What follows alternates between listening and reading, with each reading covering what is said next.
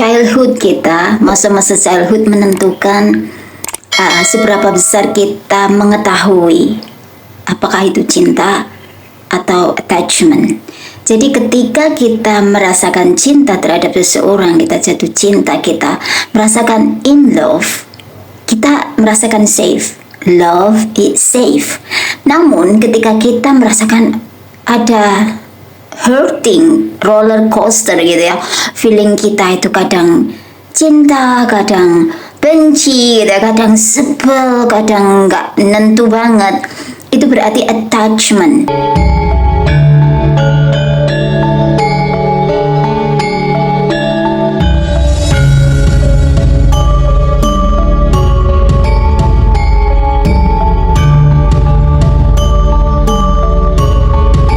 Childhood kita, masa-masa childhood menentukan seberapa besar kita mengetahui apakah itu cinta atau attachment. Jadi ketika kita merasakan cinta terhadap seseorang, kita jatuh cinta, kita merasakan in love, kita merasakan safe. Love is safe. Namun ketika kita merasakan ada hurting, roller coaster gitu ya, feeling kita itu kadang cinta, kadang benci, kadang sebel, kadang nggak nentu banget, itu berarti attachment, dimana childhood kita itu attach dengan atau attracting dengan orang-orang yang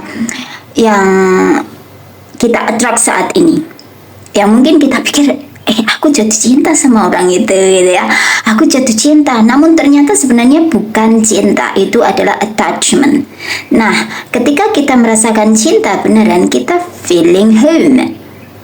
Kita nggak selalu ngecek handphone, oh kapan dia SMS aku, kapan dia pulang, atau kapan dia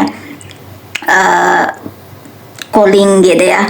Kita nggak terus-terusan ngecekin, kita nggak terus-terusan mencari validasi. Namun ketika kita masih merasakan roller coaster di dalam feeling kita kadang nyaman, kadang enggak, kadang ada kecurigaan, kadang enggak, kadang pokoknya up and down, itu berarti kita masih attachment dengan inner childhood kita, dimana mungkin inner childhood kita ada yang mungkin sebagian kita ada abuse love gitu ya. Karena pengalaman saya sendiri, masa kecil saya itu saya tidak memahami tentang arti yang cinta yang sesungguhnya, karena verbal kita nggak pernah mendengarkan. Masa kecil kita, saya nggak pernah mendengarkan verbal orang tua saya mencintai, I love you honey gitu, nggak pernah. Yang saya adopsi cinta dari masa kecil adalah pukulan, bentakan, ketus ya. Hal-hal yang membuat traumatik sekali, hal-hal yang saya pikir, loh kok cinta seperti ini gitu ya.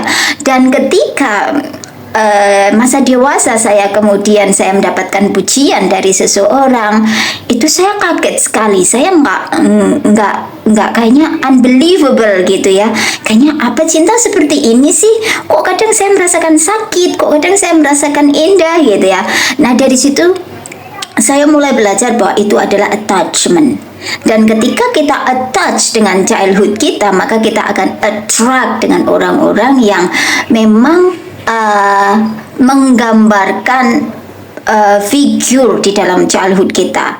Mungkin orang kakek kita atau ayah kita gitu ya, itu muncul di dalam orang-orang yang saat ini Anda attract, yang mungkin Anda pikir Anda mencintainya dan dia mencintai Anda gitu.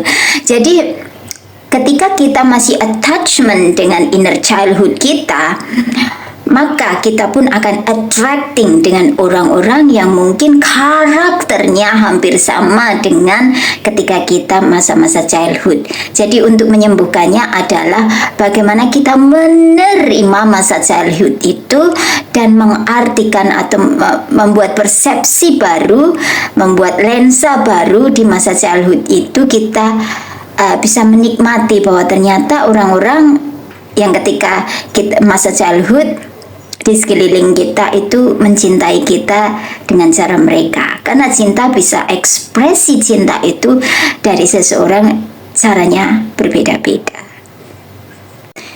Itu kenapa inner child healing dibutuhkan, untuk membangun kembali karakter, untuk lebih percaya diri, untuk lebih trust dengan diri Anda sendiri, bahwa ketika masa kecil kita tumbuh di dalam satu keluarga dengan proses mencintai berbeda dengan apa yang kita impikan, kita bisa memahami dari situ. Kita akhirnya bisa memandang cinta dari segi lain, dari lensa yang lain. Kita memandang pasangan kita dari lensa yang lain. Kita memandang gerak-gerik sifat karakter pasangan kita dengan lensa yang lain. Akhirnya kita mampu menerima kedatangan cinta itu dengan feeling different gitu ya. Namun ketika kita masih struggle, tidak memahami atau belum memahami mekanisme inner child healing, kita stuck di situ karena energi di masa inner child itu akan terus attract energi di saat sekarang. Ketika kita bisa let go energi pada saat masa kecil, kemudian kita let in energi baru yang kita attract saat ini, kita bisa koheren atau menyelaraskan elemen yang ada di dalam tubuh, menyelaraskan setiap energi yang ada di dalam tubuh, hingga kemudian ketika kita berhadapan dengan orang yang kita cintai yang mungkin kata-katanya atau tingkah lakunya yang masih menyebalkan, yang masih membuat kita tersinggung, yang masih membuat kita marah, mungkin yang masih membuat kita nggak nyaman banget, kita akhirnya memahami bahwa it's not him gitu ya. Bukan dia yang membuat kita itu sebel, bukan dia yang membuat kita itu sakit hati, bukan dia yang membuat kita itu marah, bukan, tetapi attachment dari diri kita sendiri pada saat inner child kita yang belum sembuh. Dan attachment itu perlu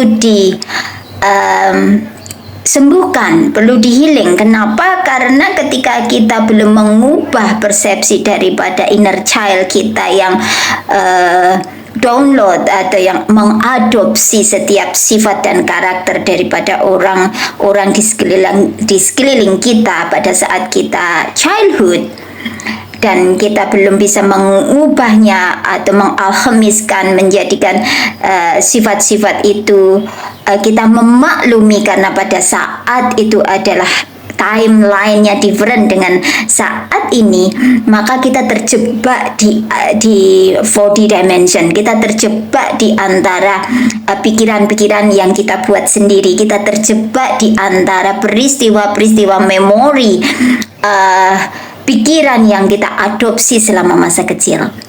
Itu kenapa inner child healing sangat-sangat perlu, sangat dibutuhkan untuk kita lebih memahami what is love is it. Bagaimana kita mencintai diri kita ketika kita truly trust dan mencintai diri kita apa adanya, apapun yang mungkin kita masih nggak suka dengan sifat kita masih nggak suka dengan keadaan fisik kita, tetapi kita mencintainya, kita menerimanya dengan indah, maka kita pun akan merasakan kalau aku feeling good dengan diriku sendiri, I'm feeling love with myself, gitu kan. Kita nggak akan punya niatan, kita nggak akan punya prasangka terhadap orang lain. Kamu jahat, kamu membohongiku, kamu menipuku, kamu memanipulasi dan sebagainya. Tidak, kita tidak lagi berpikir ke arah sana, karena kita tahu bahwa sebenarnya kitalah yang membuat diri kita seperti ini. Kita yang memilih, kita punya free will. Kita mau memilih kebahagiaan, kita create kebahagiaan, atau kita memilih tetap berada di dalam rasa sakit dan kebencian. So, pilihan ada di tangan Anda. Coba saat ini Anda membayangkan pikiran-pikiran yang indah. Anda memvisualisasi hal-hal yang membuat Anda excitement, hal-hal yang membuat Anda blooming, hal-hal yang membuat hati Anda itu merasa I feel good, hal-hal yang membuat Anda itu berseri-seri, hal-hal yang membuat Anda berbinar-binar. Pikiran-pikiran itulah yang Anda panggil. Kemudian ketika Anda memanggil pikiran-pikiran itu, maka pikiran tersebut akan mengirimkan sinyal ke dalam feeling Anda. Anda merasakan feel good, Anda merasakan feel love, Anda merasakan feel safe. Ketika Anda merasakan feel safe, I'm safe with my own body, I'm safe with my own self, I'm safe, gitu kan? Anda merasakan feeling aman. Anda merasa aman bersama diri Anda sendiri. Anda merasakan nyaman, Anda merasakan kebahagiaan, Anda merasakan ketika Anda moving, ketika Anda bergerak ke sana kemari, ketika Anda melakukan aktivitas sehari-hari, Anda merasakan grounding, Anda merasakan aman, Anda merasakan menyatu dengan alam, Anda menyatu dengan diri sendiri. Dari situlah ketika Anda mulai merasakan rasa aman, rasa cinta, rasa sayang, rasa adore. Anda adore dengan diri sendiri, Anda mengagumi diri sendiri, Anda merasakan wow, kehidupan ini memberikan saya makna yang sangat-sangat dalam. Maka dari situ Anda attract orang-orang yang mempunyai feeling yang sama.